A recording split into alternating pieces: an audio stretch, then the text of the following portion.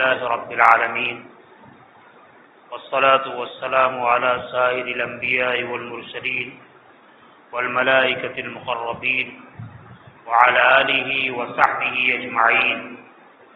أما بعد فقد قال الله تبارك وتعالى في الكلام المجيد والفرقان الحميد: أعوذ بالله من الشيطان الرجيم. بسم الله الرحمن الرحيم. يا أيها الرسل كلوا من الطيبات ما رزقناكم من الطيبات واعملوا صالحا. وقال الله تبارك وتعالى: يا أيها الذين آمنوا كلوا من طيبات ما رزقناكم. صدق الله مولانا العظيم.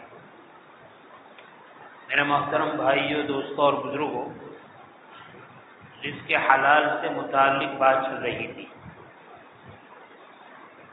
بعض مرتبہ یہ خیال ہوتا ہوگا کہ اس موضوع پر پہلے بھی کئی مرتبہ سنایا جا چکا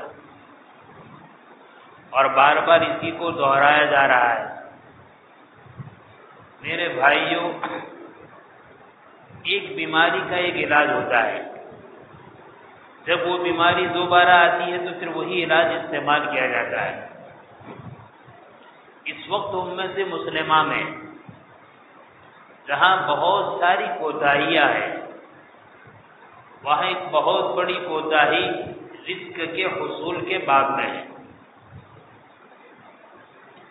آج کے زمانے کا بہت بڑا عقل مند، بہت بڑا ہوشیار، بہت بڑا ذہین و فہیم، بہت بڑا چالاک اور بہت بڑا ماسٹر مائنڈ آدمی وہ سمجھا جاتا ہے جو پیسے کمانے میں ماہر ہو. 2 کے 4 کرے، 4 کے 40 کرے، 40 کے 400 کرے. چاہے چھوٹا بچہ ہو، چاہے نوجوان ہو، چاہے اڈھیڑ عمر کا ہو، چاہے بوڑھا ہو، دنیا کمانے میں جو ماہر ہوتا ہے آج اس کو سب سے زیادہ ہوشیار سمجھا جاتا ہے. لیکن میرے بھائی، کمانے والا کمائی کے ذریعے سے حاصل کرتا ہے، چوری کرنے والا بغیر کمائے بھی حاصل کر لیتا ہے، ڈاکہ مارنے والا ڈاکہ مار کر بھی حاصل کر لیتا ہے، اچکا جیب میں سے اچک لیتا ہے، اور ڈاکو ہمارے سر پر پستول رکھ کر ہم سے جیب خالی کروا لیتا ہے. دنیا کا حاصل کر لینا، دنیا کا لے لینا، دنیا کا پا لینا، یہ کوئی کمال کی بات نہیں ہے.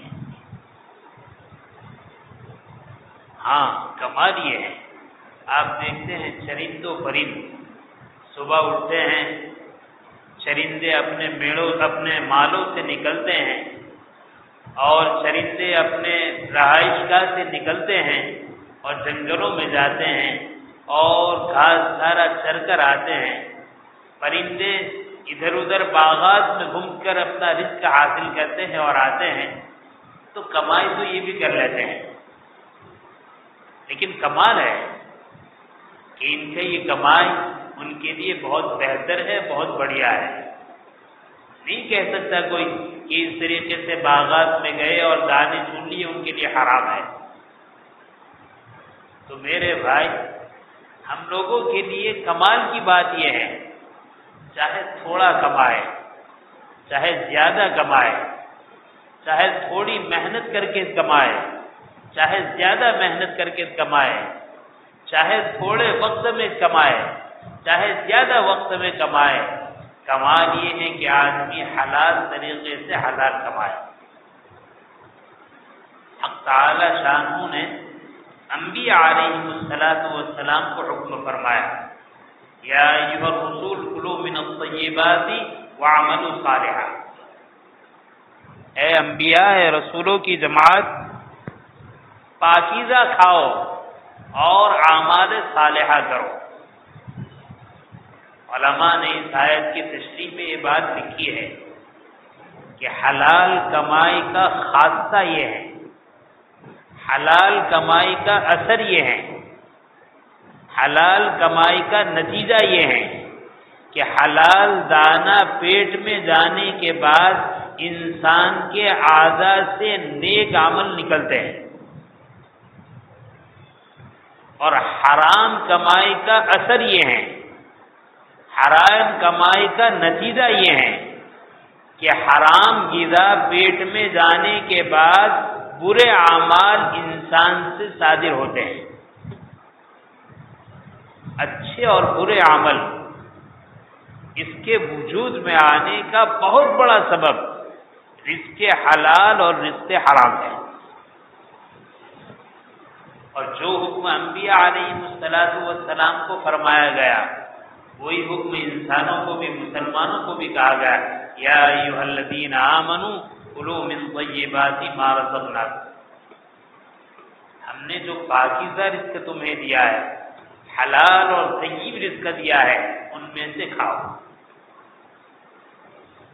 اس حدیث کے بعد، اس آیت کریمہ کے بعد نبی کریم صلی اللہ علیہ وسلم نے ارشاد فرمایا کہ ایک آدمی ہے، سفر میں نکلا ہوا ہے، سفر کی پریشانیوں کی وجہ سے پریشان حال ہے،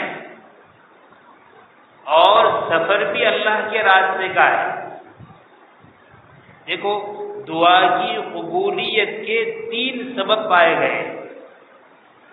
آدمی کوئی بھی جائز سفر کرے، اس جائز سفر میں سفر کے دوران مسافر کی دعائیں قبول ہوتی ہیں۔ آدمی پریشان حال ہو تو اس پریشان حال آدمی کی دعا پریشانی کی حالت میں قبول ہوتی ہے۔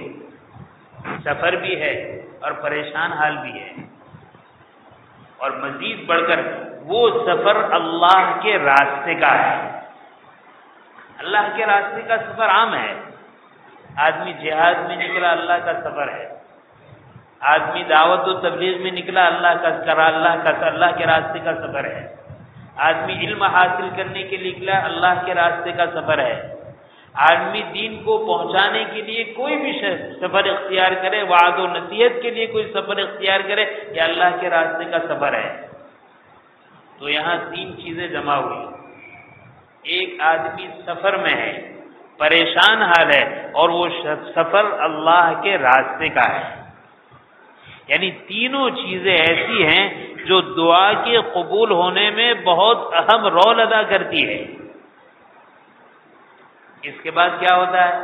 حدیث میں ہے کہ آدمی نکلا، پریشان حال ہے اور اللہ کے راستے میں ہے، مطعمہ حرام، لیکن اس کا لقمہ حرام ہے، مشربہ حرام، اس کا پینا حرام ہے، ملبسہ حرام، اس کا لباس حرام کا ہے، غذی بالحرام، حرام کی غذا کھاتا ہے، حرام کا لقمہ کھاتا ہے، فیقول یا ربی یا ربی یا ربی، اور پھر ہاتھ اٹھا کر اللہ سے پکارتا ہے، اے میرے رب، اے میرے رب، اے میرے رب، انا یستجاب کذالک، انا یستجاب لہ، انا یستجاب ذالک، مختلف الفاظ ہیں۔ دعا کہاں قبول ہوگی؟ دعا کی قبولیت کی تینوں شکلیں پائی جا رہی ہے، لیکن یا تو کھانا حرام ہے، یا پینا حرام ہے، یا لباس حرام ہے، جو پیٹ میں لقمہ ڈال رہا ہے وہ حرام ہے، وہ دعائیں کرتا ہے، اس کی دعا قبول نہیں ہوتی۔ آج ہم لوگوں کی ایک شکایت یہ بھی ہے، اللہ سے بہت دعا کرتے ہیں، بہت مانگتے ہیں، کئی سال سے مانگ رہے ہیں، لیکن ہماری دعا قبول نہیں ہوتی۔ حق تعالی شان کی شان قریبی وہی ہے، اب وہ درگزر کا معاملہ وہی ہے، ستاری کا معاملہ وہی ہے، کوئی نہ کوئی رکاوٹ ہماری طرف سے ہے کہ ہم دعائیں کرتے ہیں انفرادی طور پر، اجتماعی طور پر، رات کی تاریکیوں میں، تہجد کے وقت میں، اشراق اور چاش کے وقت میں، افطار کے وقت میں دعائیں قبول نہیں ہو رہی، اور شکوہ ہے کہ ہم دعا کرتے ہیں لیکن دعا تو قبول ہو نہیں رہی۔ ہم نے کبھی سوچا کہ پیٹ میں جو غذا جا رہی ہے وہ حلال کی ہے یا حرام؟ جو پینے کے مشروبات جا رہے ہیں حلال ہے یا حرام؟ جو لباس پہنا ہوا ہے حلال ہے یا حرام؟ اگر یہ حرام کا ہے تو دعا کرنے والے کے لیے دعا کی قبولیت کے مختلف اسباب جمع ہو جائے، بارگاہ الہی میں اس کی دعا قبول نہیں ہوگی۔ حضرت عمرو بن عاص رضی اللہ تعالی عنہ نے نبی کریم صلی اللہ علیہ وسلم سے درخواست کی، صحابی رسول ہیں، جلیل القدر صحابی ہے، عشرہ مبشرہ میں سے ہیں، اور کیا کہہ رہے ہیں؟ اے اللہ کے رسول میرے لیے دعا فرمائے، اللہ تعالیٰ مجھے مستجاب الدعوات بنا دے۔ مستجاب الدعوات وہ آدمی جس کی دعا قبول کیجیے، وہ آدمی جس کی دعا قبول کی جاتی ہے، یہ ہے مستجاب الدعوات، جس کی دعا رد نہیں کی جاتی۔ نبی کریم صلی اللہ علیہ وسلم نے دعا کی، اے اللہ ان کو مستجاب الدعوات بنا دے، اور ساتھ میں نصیحت کی، ذرا اس بات کا خیال رکھنا کہ اپنا لقمہ ہمیشہ حلال کا رہے۔ یعنی دعا کے قبول ہونے میں لقمے کا حلال ہونا، غذا کا حلال ہونا، رزق کا حلال ہونا، یہ پہلی شرط ہے۔ حضرت عبداللہ ابن عمر رضی اللہ عنہما فرماتے ہیں کہ کسی آدمی نے کپڑا خریدا، وہ کپڑے کی قیمت ہے 10 درہم۔ آج کے زمانے میں سمجھانے کے لیے کہہ سکتے ہیں وہ کپڑا ہے 100 روپے میٹر کا۔ اس نے کپڑا خریدا، اس 100 روپے میں سے 90 روپے 90 روپے اس کے حلال کے ہیں اور 10 روپے حرام کے ہیں۔ 10 درہم کا کپڑا خریدا، 9 درہم حلال کے ہیں اور 1 درہم حرام کا ہے۔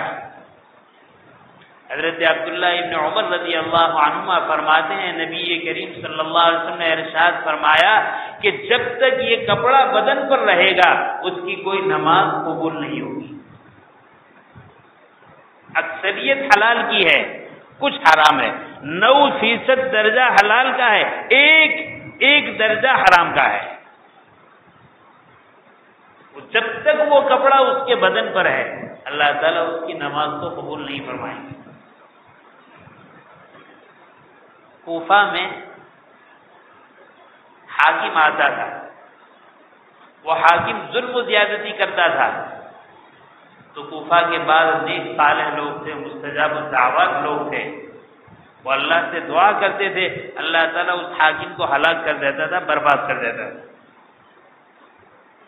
حجاج ابن یوسف کوفہ کا گورنر بنا، اس کو یہ معلوم ہوا کہ یہاں کچھ اللہ کے نیک بندے ہیں جو بد دعا کرتے ہیں اور اللہ تعالیٰ ان کی دعا کو سن لیتے ہیں۔ چنانچہ گورنر بننے کے بعد ایک بہت بڑی دعوت کی اور خاص کر کے اللہ کے وہ نیک صالح بندے تھے ان بندوں کو مدعو کیا، دعوت دی۔ وہ دعوت میں آئے، دعوت کھائی، جب دعوت کھانے کے بعد فارغ ہوئے تو حجاج ابن یوسف کہنے لگا اب میں ان کی دعا سے بد دعا سے محفوظ ہو گیا، معمون ہو گیا، اب مجھے ان کی دعا کی کوئی پرواہ نہیں۔ کیوں؟ اس لیے کہ میں نے حرام مال سے پکایا ہوا اور تیار کیا ہوا کھانا ان کے پیٹ میں ڈال دیا۔ دیکھو سوچنے کی بات ہے، اللہ کے نیک صالح بندے ہیں، مستجاب الدعوات ہیں، اپنے رزق کو بہت حلال رکھنے والے ہیں، ایک گورنر دھوکے سے اور اندھیرے میں رکھ کر خفیہ طور پر ان کے پیٹ میں حرام غذا ڈال رہا ہے، لیکن وہ حرام غذا اثر کر رہی ہے۔ حجاج ابن یوسف کہہ رہا ہے کہ مجھے اب ان کی بد دعا کی کوئی پرواہ نہیں، اس لیے کہ ان کے پیٹ میں میں نے حرام ڈال دیا ہے۔ کیا مطلب ہوا؟ ایک تو وہ آدمی جو حرام جان کر کھاتا ہے، ارادے کے ساتھ کھاتا ہے، معلوم ہے کہ یہ حرام کا ہے پھر کھاتا ہے، اس کا تو برا اثر ظاہر ہو کر رہے گا۔ لیکن ایک آدمی حرام رزق اس طرح کھاتا ہے کہ اس کو معلوم نہیں ہے کہ حرام ہے، اس کے علم میں نہیں ہے کہ یہ حرام ہے، اس نے حلال حرام کمائی نہیں کی ہے، کسی نے دھوکے سے بھول سے اس کو حرام کھلا دیا، لیکن وہ حرام پیٹ میں گیا تو اس کا اثر ظاہر ہو کر رہے گا۔ اسی لیے حضرت سہل بن عبداللہ تستری رحمۃ اللہ علیہ فرماتے ہیں من اکل حلال طاعت جوارحہ علم او لم یعلم شاء او لم یشاء ومن اکل حرام عصت جوارحہ علم او لم یعلم شاء او لم یشاء۔ حضرت سہل بن عبداللہ تستری رحمۃ اللہ علیہ اس پائے کے بزرگ ہیں کہ ابھی بالکل بچپنا تھا، 4-5 سال کی عمر تھی، اپنے ماموں کو دیکھا کہ تہجد کا اہتمام کر رہے ہیں، ان کے ساتھ تہجد پڑھنا بچپن سے شروع کر دیا۔ اتنے بڑے پائے کے بزرگ سہل بن عبداللہ تستری رحمۃ اللہ علیہ، اور پھر اس وقت سے لے کر بالغ ہوئے، بڑے ہوئے، کبھی تہجد ناگا نہیں ہوا۔ وہ کہتے ہیں کہ کسی آدمی نے حرام لقمہ اپنے پیٹ میں داخل کیا تو چاہے اس کو معلوم ہو چاہے معلوم نہ ہو، یہ حرام لقمے کا اثر یہ ہوگا کہ اس کے بدن کا ایک ایک عضو اللہ کی نافرمانی کرے گا۔ آنکھ غلط چیز دیکھے گی، زبان غلط بولے گی، کان غلط بات سنے گا، ہاتھ غلط جگہ پر استعمال ہوگا، پیر غلط جگہ کی طرف جائیں گے، اور اگر کسی نے حلال لقمہ اپنے پیٹ میں ڈالا ہے تو اس کا اثر یہ ظاہر ہوگا کہ اس کے بدن کا ایک ایک عضو اللہ کی فرما برداری کرے گا۔ میرے بھائی، اس وقت کا بہت اہم مسئلہ ہے، ہم سب کو مل کر توجہ کرنے کی ضرورت ہے، لیکن میں بارہا کہتا ہوں کسی کی کمائی پر دیکھنے کی، تحقیق کرنے کی، غور و خوض کرنے کی ضرورت نہیں، ہم سب کو اپنی کمائی پر غور و خوض کرنے کی ضرورت ہے کہ میں جو کما رہا ہوں وہ حلال ہے یا حرام، میں جو کما رہا ہوں وہ طریقہ حلال ہے یا حرام۔ حرام ہے اس سے بچنے کی شکل اختیار کرنی چاہیے، حلال ہے اس کو بچانے کی، اس کو محفوظ رکھنے کی شکل اختیار کرنی چاہیے، اور آدمی کو حرام خود کھانے سے اور اپنے اہل و عیال، اپنے ماں باپ کے پیٹ میں ڈالنے سے بچنا چاہیے۔ انشاءاللہ بقیہ باتیں آگے ہوگی۔ اللہ تعالیٰ نے جو باتیں کہلوائی، حق تعالیٰ شان و عمل کی توفیق نصیب فرمائے، سنتوں کا اہتمام کر لے، آمین۔ وآخر دعوانا الحمدللہ۔